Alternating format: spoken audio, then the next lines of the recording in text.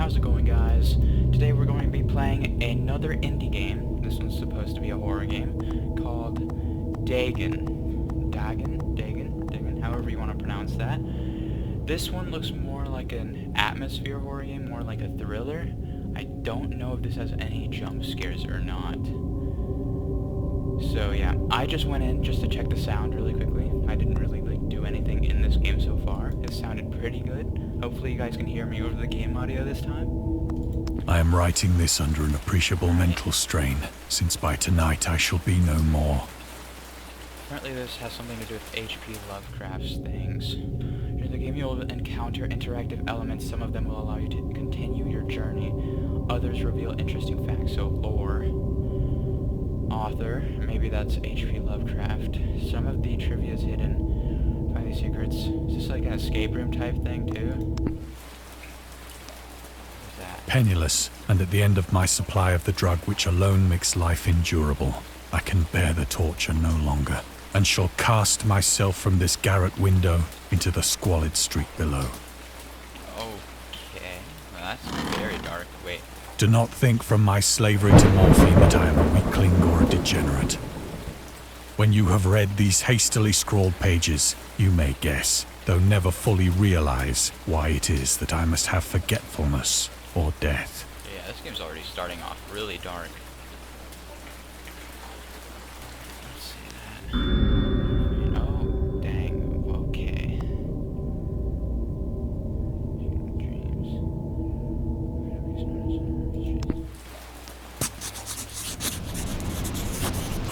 It was in one of the most open and least frequented parts of the broad Pacific that the packet of which I was supercargo fell a victim to the German sea raider. Sea Raider? Is that the ship? Oh, so this is like a storytelling. Doesn't really let me move around or anything. Guess we'll enjoy the story. The Great War was then at its very beginning, and the ocean forces of the Hun had not completely sunk to their later degradation. So that our vessel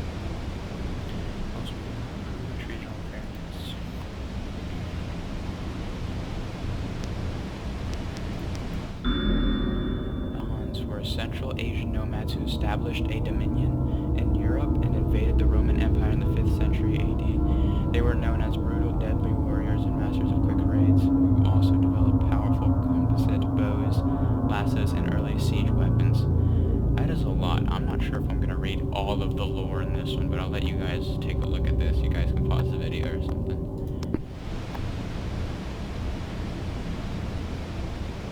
The water looks really good there.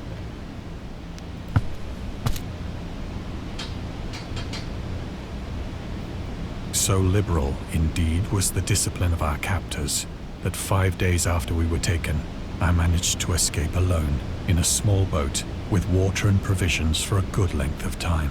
You could just dipped my friends.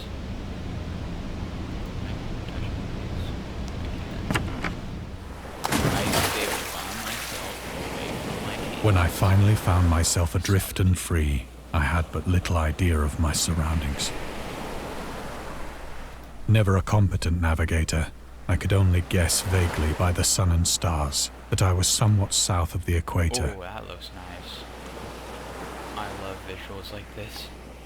Of the longitude, I knew nothing, and no island or coastline was in sight. And this guy's voice is also soothing. The weather kept fair, and for uncounted days I drifted aimlessly beneath the scorching sun, waiting either for some passing ship or to be cast on the shores of some habitable land.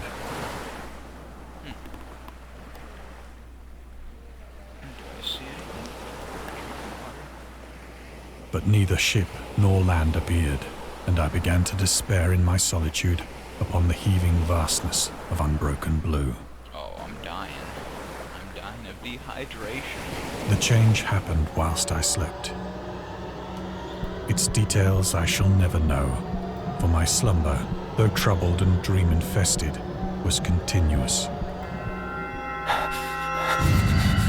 Okay, well this is how I get into H.P. Lovecraft stuff now. That was out of nowhere. But, okay. That is unsettling. When at last I awoke, it was to discover myself half sucked into a slimy expanse of hellish black mire, which extended about me in monotonous undulations as far as I could see, and in which my boat lay grounded some distance away. Though one might well imagine that my first sensation would be of wonder at so prodigious and unexpected a transformation of scenery, I was in reality more horrified than astonished. For there was in the air, and in the rotting soil, a sinister quality which chilled me to the very core. So this is a horror game, more of a... it would make you uncomfortable than actually scary. The region was putrid with the carcasses of decaying fish, and of other, less describable things which I saw protruding from the nasty mud of the unending plain. Perhaps I should not hope to convey in mere words the unutterable hideousness that can dwell in absolute silence and barren immensity. So he's just imagining all of this. There was nothing within hearing, and nothing in sight, save a vast reach of black slime. Yet the very completeness of the stillness and the homogeneity of the landscape oppressed me with a nauseating fear. The sun was blazing down from a sky which seemed to me almost black in its cloudless cruelty, as though reflecting the inky marsh beneath my feet.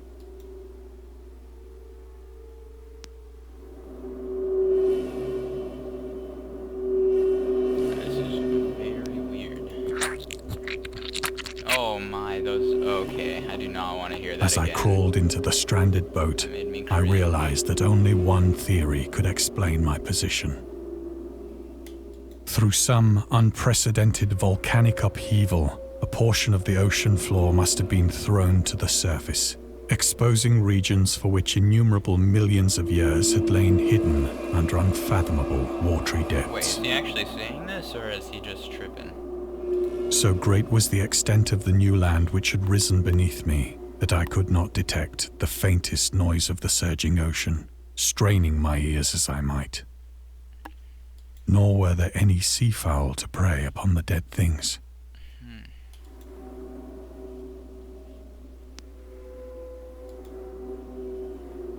For several hours I sat thinking or brooding in the boat, which lay upon its side and afforded a slight shade as the sun moved across the heavens.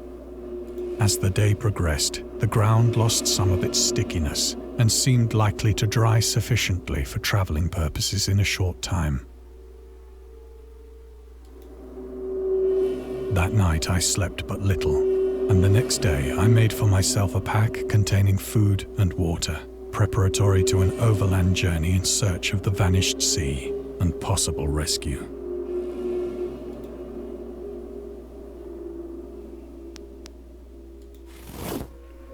On the third morning, I found the soil dry enough to walk upon with ease.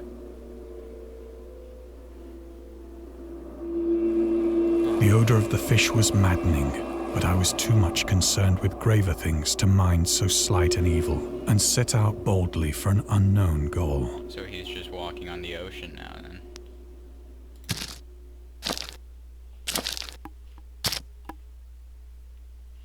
All day I forged steadily westward, guided by a faraway hummock which rose higher than any other elevation on the rolling desert. I think those are dinosaurs. Can I not click on any of them?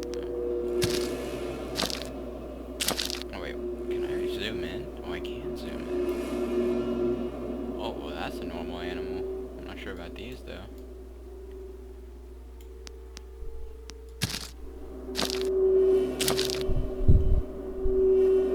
That night I encamped, and on the following day still travelled toward the hummock, though that object seemed scarcely nearer than when I had first espied it.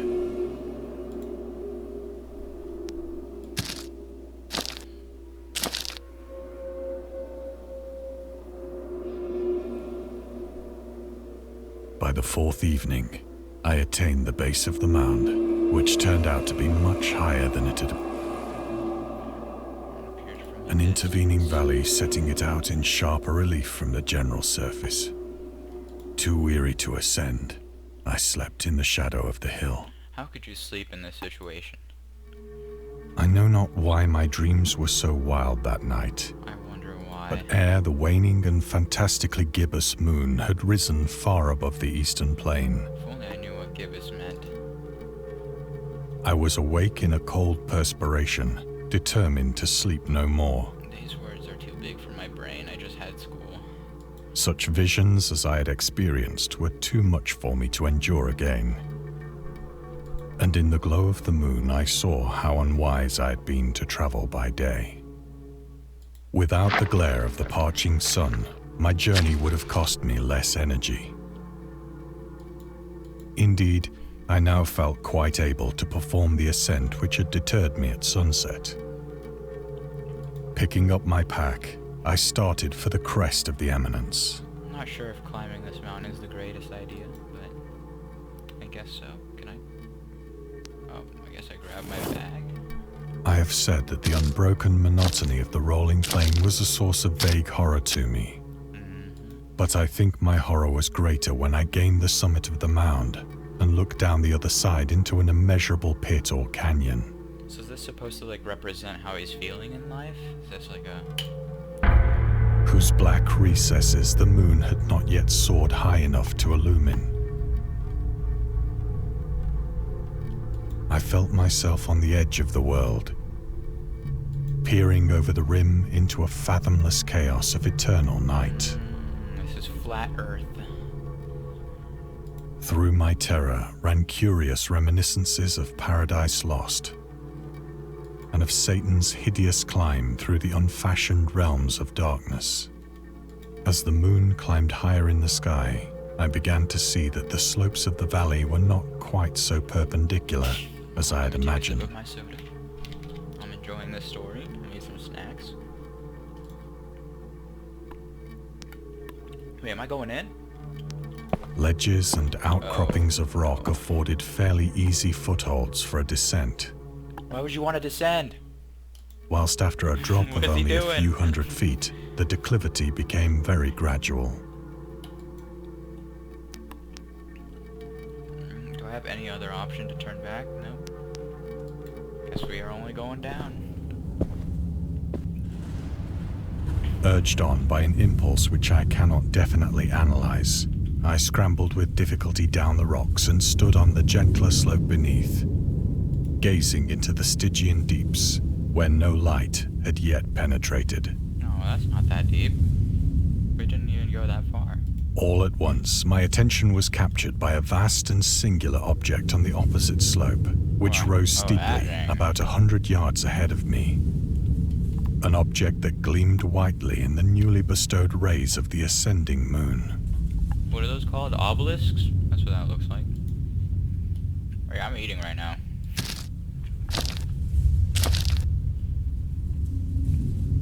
That it was merely a gigantic piece of stone, I soon assured myself. But I was conscious of a distinct impression that its contour and position were not altogether the work of nature. Well, clearly that's not made by nature, but, you know. A closer scrutiny filled me with sensations I cannot express.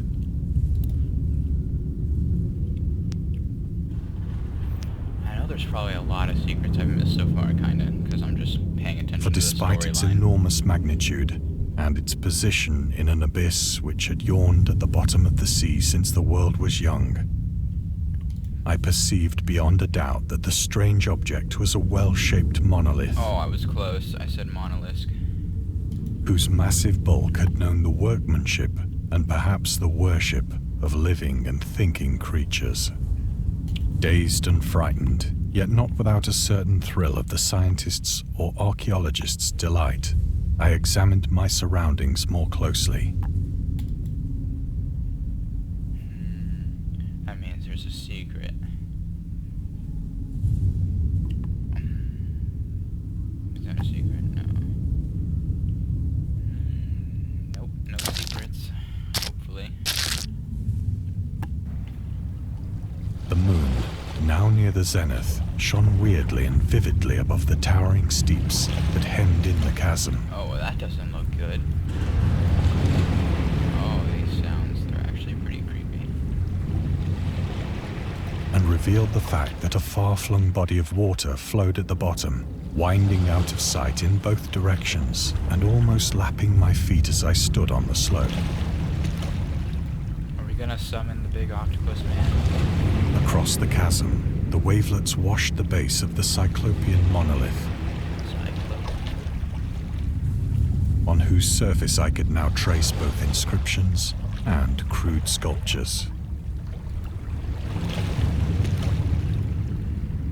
Are we gonna jump in the water now? The writing was in a system of hieroglyphics unknown to me and unlike anything I'd ever seen in books. Consisting for the most part of conventionalized aquatic symbols such as fishes, eels, octopi, crustaceans, mollusks, whales, and the like. You know, I actually find all that interesting with H.P. Lovecraft stuff. Several characters obviously represented marine things which are unknown to the modern world, but whose decomposing forms I had observed on the ocean-risen plain. It was the pictorial carving, however, that did most to hold me spellbound.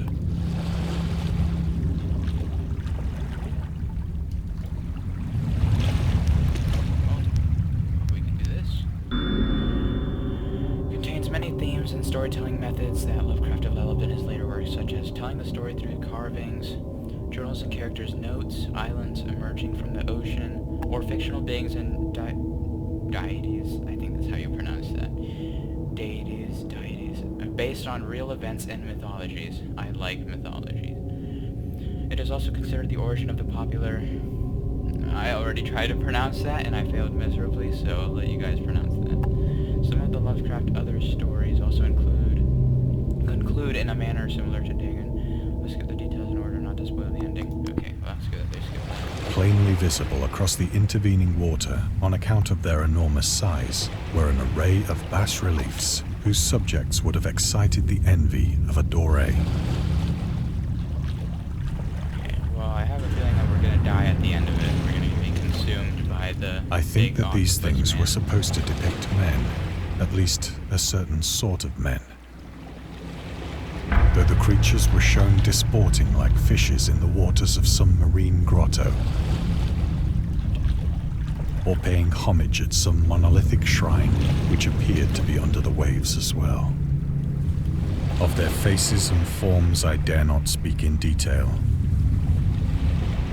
for the mere remembrance makes me grow faint.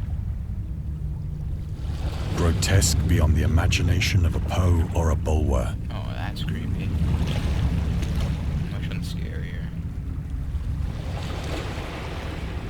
This one's actually pretty creepy. The one on the right is probably the scariest one, in my opinion.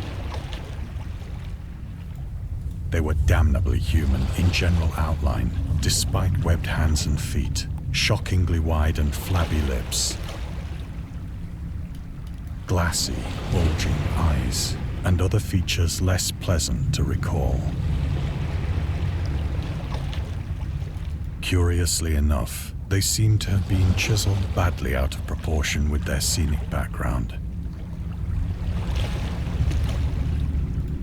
For one of the creatures was shown in the act of killing a whale, represented as but little larger than himself. I remarked, as I say, their grotesqueness and strange size, but in a moment decided that they were merely the imaginary gods of some primitive fishing or seafaring tribe. Some tribe whose last descendant had perished eras before the first ancestor of the Piltdown or Neanderthal man was born.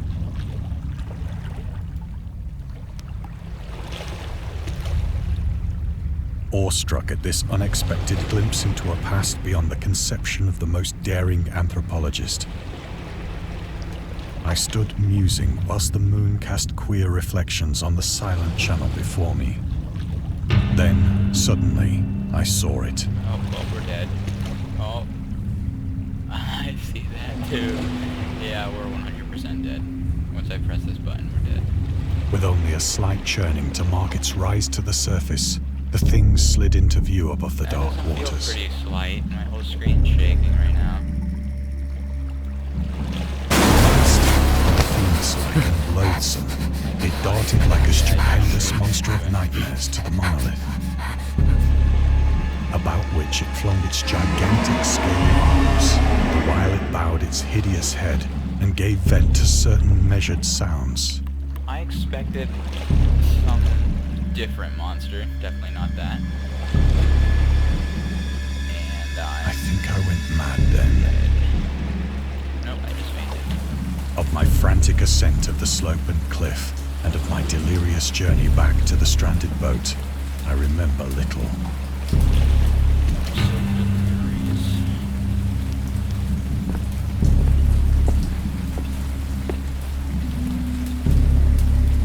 I believe I sang a great deal and laughed oddly when I was unable to sing.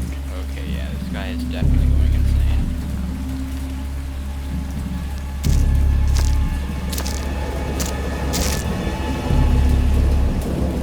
I have indistinct recollections of a great storm sometime after I reached the boat. The sound design's really good though, but it's also really loud, so you guys probably won't be able to hear me. At any rate, I know that I heard pearls of thunder and other tones which nature utters only in her wildest moods.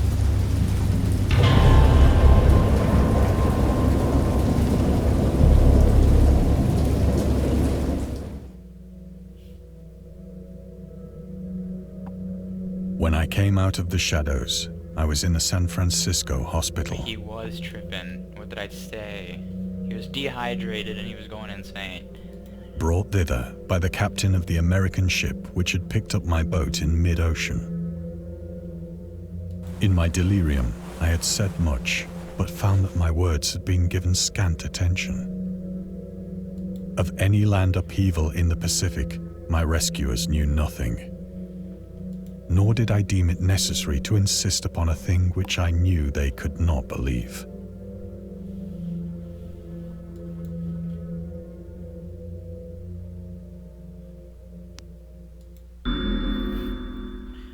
Figure in the world of amateur journalism. In 1915, he started publishing his own journal called The Conservative, which included political and social commentary, poetry, short stories, and literary criticism written by him and other authors.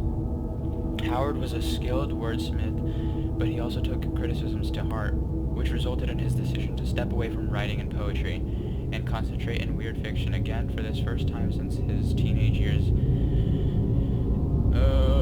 DAGON, published in 1919, is one of the short stories written during that period. In this example, excerpt from The Conservative, the master of horror fiction explains his attitude towards warfare and the idea of world peace. Why any sane human being can believe in the possibility of universal peace is more than the conservative can fathom. Should the entire civilized world agree simultaneously to disarm one or more nations, would undoubtedly retain secret armaments and at the proper time take advantage of their more altruistic and less astute contemporaries in a wild career of conquest against unarmed victims. No country is or can ever be above warfare until basic impulses of the human animal shall have miraculously changed. Oh my, well, that was probably the hardest thing I've read all day.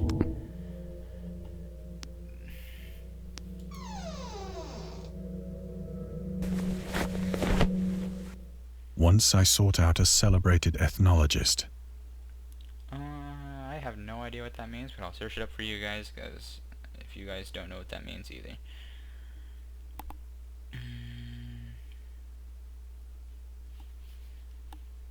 A person who studies different societies and cultures. And amused him with peculiar questions regarding the ancient Philistine legend of Dagon, the fish god. Oh, so that's what Dagon is. Dagon? Oh, it's pronounced Dagon. Oh, I was pronouncing it completely wrong then. It was the main deity of the Philistines. Philistines worshipped throughout the Middle East as the ancient god of fertility and crops. chose him as the patron saint of their war conquests. He also appeared as the judge of the dead in Assyrian poem and an underworld prison warder in one of the Babylonian texts.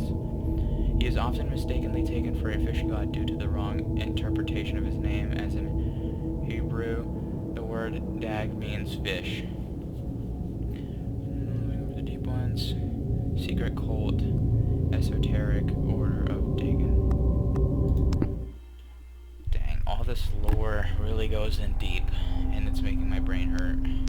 Just because of all the big words.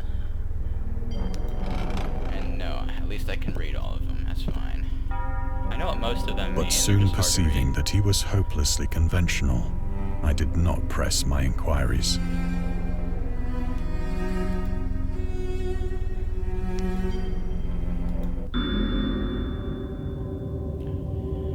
August Derleth was an American writer and anthologist. He also befriended Lovecraft and published many of his works through his company Arkham House.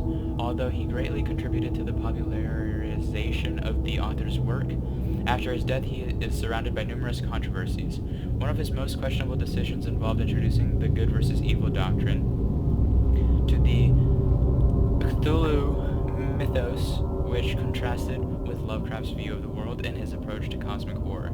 As a result, the author's works are often misunderstood and misinterpreted in today's culture.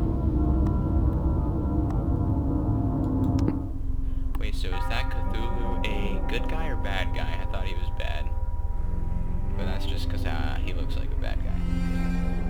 And I look anywhere else. Do I click on something else here? Oh, I can turn around this way.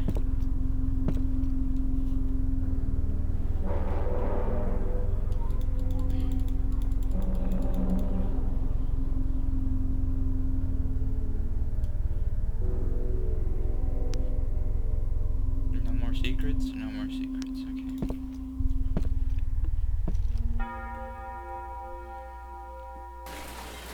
It is at night, especially when the moon is gibbous and waning, that I see the thing. Detain. I tried morphine, No, not good. but the drug has given only transient surcease, and has drawn me into its clutches as a hopeless slave. So now, I am to end it all, having written a full account for the information or the contemptuous amusement of my fellow men. I'm not sure I like where this is heading. Oh, I'm gonna, I used to smoke when he was 12 in order to feel like an adult in correspondence. That is not good. You should definitely not do that. Or that. Any of this. Ignore all of this. That's bad. Alright. Well, ignore what I'm doing here too. Just Often, I ask myself if it could not all have been a pure phantasm. A mere freak of fever as I lay sun-stricken and raving in the open boat after my escape from the German man of war. Well, I mean, if you survived, that was definitely just a fever. This I ask myself, but ever does there come before me a hideously vivid vision in reply. I cannot think of the deep sea without shuddering at the nameless things that may at this very moment be crawling and floundering on its slimy bed, worshipping their ancient stone idols and carving their own detestable likenesses on submarine obelisks of water-soaked granite. I dream of a day when they may rise above the billows to drag down into their reeking talons the remnants of puny, war-exhausted mankind. I don't really have the phobia of being scared of, like, things around the water, but Subnautica is also really scary, so I can't say I don't have it either. What is the phobia even called? Here, 1 second.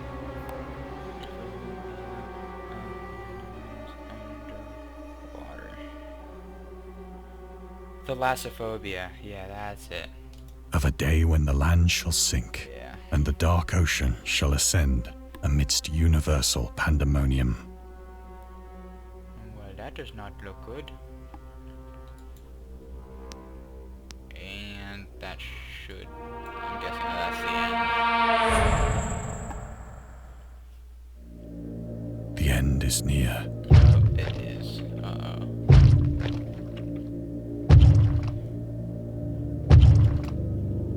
I hear a noise at the door, as of some immense slippery body lumbering against it. Am I gonna open it for this entity? It shall not find me. Oh, or not. Am I running away? I guess not. God, that hand!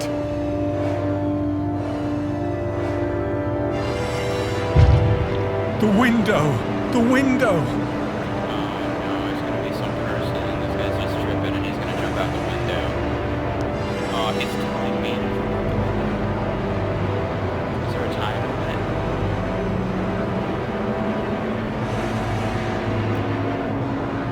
Oh, I actually have to jump out the window. He's just gonna...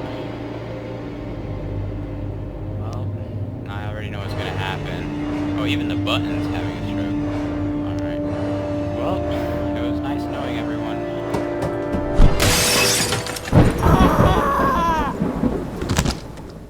Oh, that sound.